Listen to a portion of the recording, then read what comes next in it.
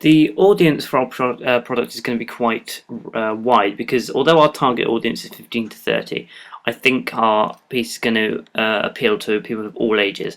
And I think that because people like to be scared, they like the psychological element of it sometimes, and they like, you know, stereotypical scenes like we've got like the boy walking along in the forest alone, something's following him.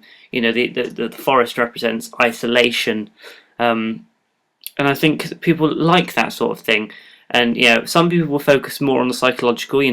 If they're a parent, the thought of their child going missing is horrible, and the last thing they want. And if you're just a general viewer, you'll be thinking, oh, is this going to scare me? And I think it's interesting because a lot people like to be scared of. Even if some people don't admit it, they do. They'd like to be scared, and I think that's what this film provides for them. I think the strongest audience of our target audience is the 15 to 18s because you have this vision of they're meeting up and they're all staying around each other's houses, and there's one of those films where they want to watch together as a group, hidden in their sleeping bags. It's one of those ones that, as an audience, you sit there and you watch together as a group because you don't want to be scared alone.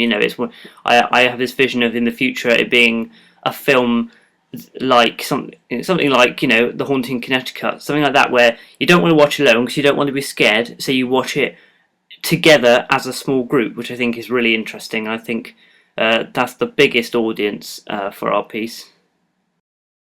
Overall, I think our piece will appeal to anyone over the age of kind of 15. I think below that is just crossing a line. It's not kind of suitable for them.